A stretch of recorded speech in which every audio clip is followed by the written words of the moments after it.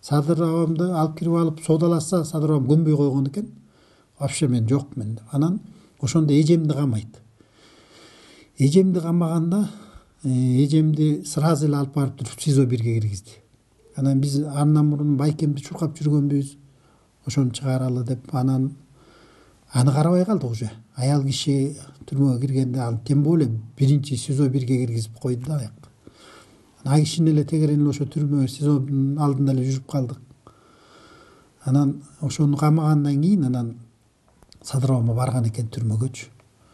Түрмөгө кишилер барышыптыр дагы айткан экен. Садыр мынакей түнкү 12-де келди деди.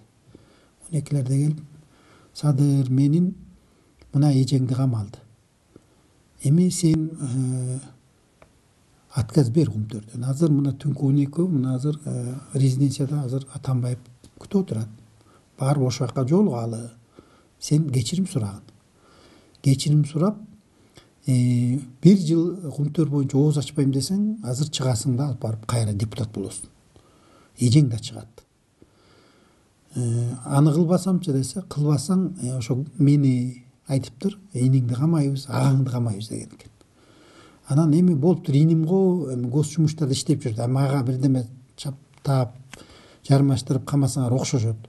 Агам эч гос жумуш иштеген эмес. Аны кантип камайсыңар десе, ай сен түшүнгөн жоксуң дагы эле дептир. Сен эжең за что отурат? Эжең деле эч кылмышы жок отурбайбы? Агаң менен иниң деле ошентип эле отургузабыз. Сен дагы эле түшүнө элексиңби дептир. Ошенткен анан агам Садыр абам ойлонуп отуруп анан айтыптыр, болду дептир. Мен кечирим сурагандай кылмыш кылган эмесмин.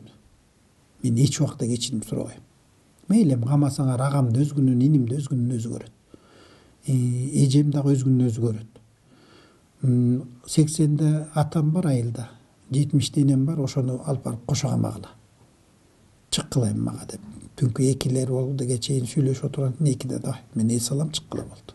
Камай берди.